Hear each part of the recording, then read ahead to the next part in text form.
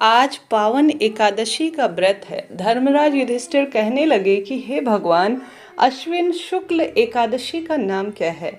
अब कृपा करके आप मुझे इसकी विधि तथा इसके फल को कहिए। तब भगवान श्री कृष्ण कहने लगे, हे युधिष्ठिर, पापों का नाश करने वाली इस एकादशी का नाम पापकुंशा एकादशी है। जय श्री राधे, हर हर महादेव।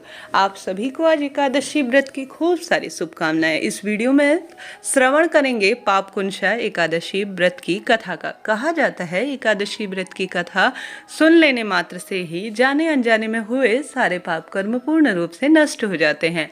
तो आरंभ करते हैं। मेरे साथ आप सभी भी बोलिए, श्री कृष्ण गोविंद हरे मुरारी, हे नाथ नारायण वासुदेवा। जय श्री कृष्णा। ओम नमो भगवते वासुदेवाय। हे राजन, इस दिन मनुष्य को विधि पूर्वक भगवान पद्मनाभ की पूजा करनी चाहिए, ऐसा भगवान श्री कृष्ण कहते हैं। यह एकादशी मनुष्यों को मनवांछित फल देकर स्वर्ग की प्राप्ति करवाने वाली है। मनुष्य को बहुत दिनों तक कठोर तपस्या से जो फल मिलता है, वह फल भगवान गरुड़ध्वज को नमस्कार करने से प्राप्त हो जाता है। जो मनुष्य अज्ञानवश अनेक पाप करते हैं परंतु हरि को नमस्कार करते हैं, वह नरक नहीं जाते। विष्णु के नाम के कीर्तन मात्र से ही संसार के सब तीर्थ के पुण्य का फल प्राप्त हो जाता है। जो मनुष्य धनुर्धारी भगवान विष्णु की शरण में चले जाते हैं, उन्हें कभी यम यातना नहीं भोगनी पड़ती। और साथ ही जो मनुष्य वैष्णव होकर शिव की और शिव होकर विष्णु जी की निंदा करते हैं, वह अवश्य ही नरकवासी हो जाते हैं। सहस्त्रों वाजपेयी और अश्वमेध यज्ञों का जो फल होता है, वह एकादशी के व्रत के 16वें भाग के बराबर भी नहीं होता। संसार में एकादशी के बराबर कोई पुण्य व्रत नहीं है। इसके बराबर पवित्र तीनों लोकों में कुछ भी नहीं है। इस एकादशी के बराबर कोई भी व्रत नहीं है। जब तक मनुष्य पद्मनाभ की एकादशी का व्रत नहीं करते, तब तक उसकी देह में पाप कहीं न कहीं किसी न किसी स्वरूप में वास करता है। हे राजेंद्र, यह एकादशी स्वर्ग, मोक्ष, आरोग्यता, सुंदर स्त्री, अन्न और धन की प्राप्ति करवाने वाला होता है। साथ ही सभी तरह के रोग, दोष, कष्ट का भी यह एकादशी निवारण कर देती है। एकादशी के व्रत के बराबर गंगा, गया, काशी, कुरुक्षेत्र और पुष्कर भी पुण्यवान फल नहीं दे सकते। हरिवासर और एकादशी का पुण्य व्रत करने से, जागरण करने से सहज ही मनुष्य विष्णु पद पर प्राप्त करता है। हे युधिष्ठिर, इस व्रत को करने वाले 10 पीढ़ियां मातृ पक्ष और पितृपक्ष का उद्धार कर देता है। साथ ही दिव्य देह धारण कर चतुर्भुज स्वरूप हो, पीताम्बर पहने और हाथों में माला लेकर गरुड़ पर चढ़कर सुंदर विष्णुलोक को चले जाते हैं। हे नरोत्तम, बाल्यावस्था, युवावस्था, वृद्धावस्था में इस व्रत को करने से पापी मनुष्य भी दुर्गति को प्राप्त न होकर सद्गति को प्राप्त हो जाता है।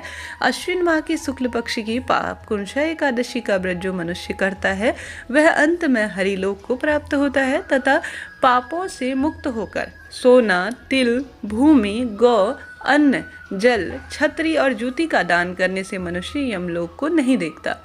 जो मनुष्य किसी भी प्रकार से पुण्य कर्म किए बिना जीवन को व्यतीत करता है, वह लोहार की भट्टी की तरह सांस लेता हुआ निर्जीव व्यक्ति के समान है। निर्धन मनुष्यों को भी अपनी शक्ति के अनुसार दान करना चाहिए तथा धनवानों को सरोवर, बाग, मकान आदि बनवाकर दान करना चाहिए। ऐसे मनुष्य को यम का द्वार नहीं देखना पड़ता और संसार में दीर्घायु होकर खूब धनवान, कुलीन और रोग रहित होकर रहते हैं। भगवान श्री कृष्ण ने कहा, हे राजन, जो मनुष्य मुझसे पूछा वह आपको मैंने बतलाया। अब आप की और क्या सुनने की इच्छा है, कृपया बताइए। इस तरह से यह साधारण सरल सी इसकी व्रत कथा है जो आज हम सभी व्रत कर रहे हैं। हिंदू धर्म में एकादशी का बहुत अधिक महत्व कहा गया है। हर महीने 2 एकादशी बढ़ती हैं, एक कृष्ण पक्ष में और एक शुक्ल पक्ष में। साल में कुल 24 एकादशी होती है जो कि श्री हरि विष्णु को बहुत अधिक प्रिय होती है। अगर आज आप सभी ने एकादशी व्रत किया है तो सर्वोत्तम है। आप सभी को व्रत का पारण अर्थात व्रत खोलने का भी एक निश्चित समय एकादशी व्रत में किया गया गया है, तो आप सभी को आवश्यक रूप से एकादशी व्रत का पारण दूसरे दिन, जैसे आज एकादशी व्रत है और रात्रि भर हम सभी को जागरण और अन्न जल का त्याग करते हुए फलाहार ही करना होता है, और दूसरे दिन द्वादशी तिथि में हम सभी को व्रत का पारण कर लेना चाहिए। तो पारण का शुभ मुहूर्त 26 अक्टूबर को सुबह 6:17 से 7:26 के आसपास द्वादशी तिथि समाप्त होने से पहले आप सभी को अपने व्रत को खोल लेना चाहिए। द्वादशी तिथि के दिन जो द्वादशी तिथि समाप्त होगी पारण के दिन, वह जो है 7:26 के आसपास खत्म हो जा रही है। तो इससे पहले पहले आप सभी अपने व्रत का पारण कर लेंगे तो ज़्यादा सर्वोत्तम रहेगा।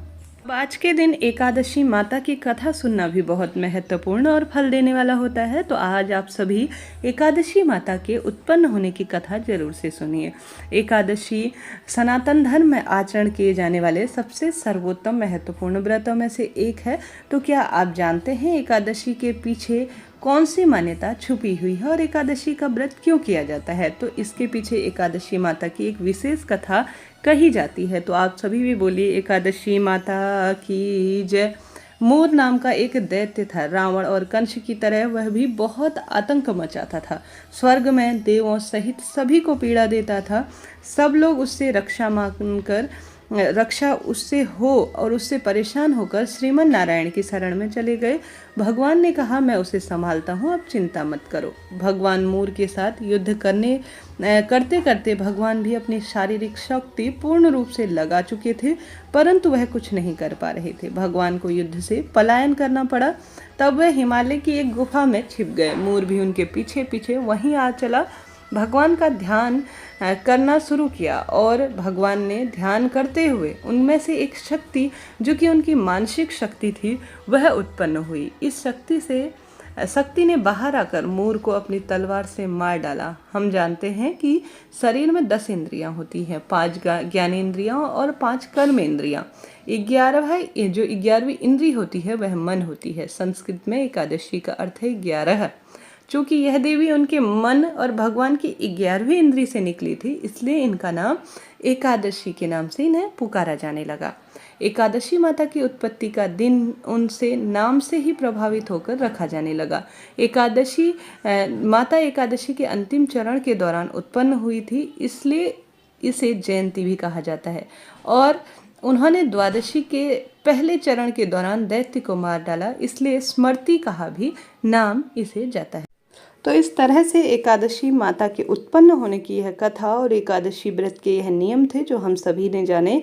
आज आप सभी जितना संभव हो अन्नदान, जलदान, दीपदान, वस्त्रदान, जो कथा कहानी है एकादशी माता की और एकादशी से संबंधित नियम हैं, उनका पालन करें। मंत्र जाप करना आज के दिन सिद्ध माना जाता है और प्रभु स्मरण में अपना ज़्यादा से ज़्यादा समय व्यतीत करें। एकादशी के दिन अन्न का दान करना विशेष सुख देने वाला और पितरों के तारण के लिए भी माना जाता है। विष्णु सहस्त्र नाम का पाठ करना और विशेष स्थानों पर दीपक लगाना भी विशेष कार्यों की सिद्धि में सहायक माना जाता है। इस तरह से यह कथा नियम मैंने आपको बताने का प्रयत्न किया। वीडियो उचित उपयोगी रहा हो तो लाइक करें, शेयर करें, सब्सक्राइब करें।